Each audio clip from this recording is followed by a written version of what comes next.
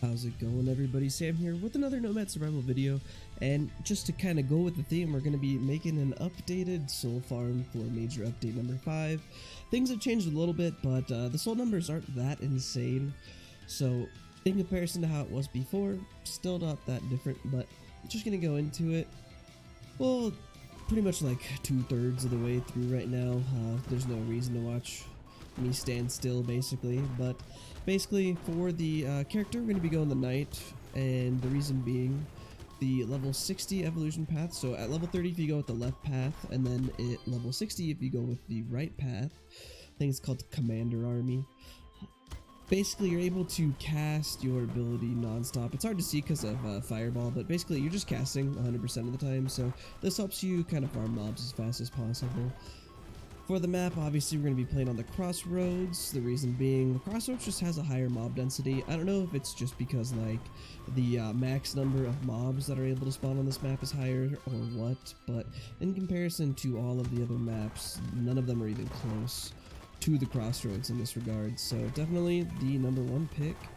And then in regards to heritage, I'm playing the Nomad right now just because I think it's very important that we are able to get to that Colorless Glyph basically maxed out. You want to get Colorless Glyph maxed as fast as you possibly can, and by playing Nomad you just have a ton of extra rerolls, and that's just super important. Moving on to weapon skills, the only one that matters is going to be Colorless Glyph. Ascension, Fireball, I accidentally picked up Curious Wisp. Those all don't matter, but Colorless Glyph is huge here. You want to make sure you max it out as fast as possible. Same thing with max skill size, as well as SP regen and Death Sting. This is just going to kill things as fast as possible.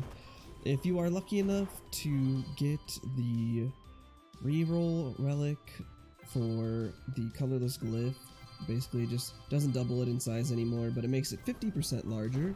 That's going to be huge. That's pretty important. As you can see, Colorless Glyph right now is much larger than the screen, off-screening most things, and that's very important for this whole thing. So you just want to make sure you're able to do that. And then for the pet, you're going to want to go Racoon, because the Racoon is going to help you get all of those pots. It's going to help you get all of the portals and stuff like that, so you can stay in the middle of the map without any issues, and you can just have a good time. Another nice thing to pick up is going to be item pickup range. It's something I'm doing at the end, but I can see how it's going to be relevant. It just helps you level up a little bit faster. I know things are being magnetized towards me, so obviously they're going to hit me eventually, but by having a larger pickup range, it just helps in general, so I highly recommend it. Not necessary, but something that's good. I'm going to go ahead and skip to the end now, so we could just take a look at how many souls we get in general, and then we'll do a couple last thoughts, and that's about it. Alright guys, so we ended up with 15,578. It ranges from 15 to 16,000, and in general this amount hasn't really changed all that much.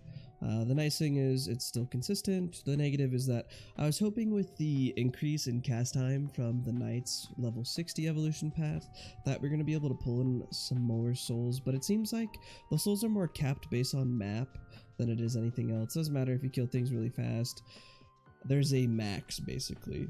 Because I'm not sure how much faster I could kill anything by, you know, the whole screen is basically the hitbox, and everything's getting one shot for the most part, so not too much else that we could do there, but overall, it is still really nice, I have to say. So if you're trying to farm souls up for your pets, you're just going to have to run a couple of these. This is going to get you 3 levels of any of their skills, because each one is about 5k, so it's gonna take a little while, but it'll be really fast to level up those pets.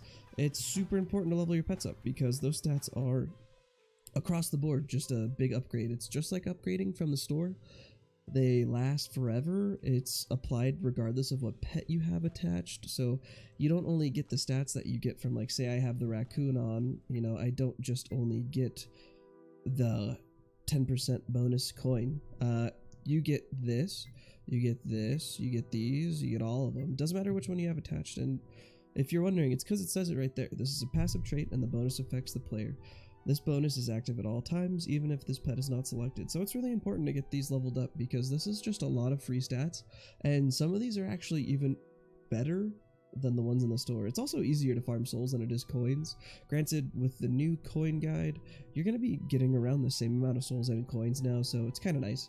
But do you guys have any questions in regards to soul farms and stuff like that? There used to be a way to cheese the first maps challenge, this guy right here, because there is a ton of mobs on the map, but souls and coins have been reduced by 75%, so you can no longer cheese this anymore, but it was still fun while it lasted. So yeah, if you guys have any questions, go ahead and let me know down below. If there's anything you need a guide for, definitely let me know as well. Happy to make it for you. As always, I really appreciate the support. If you made it this far, like and subscribe, and as always, I hope to see you on the next one.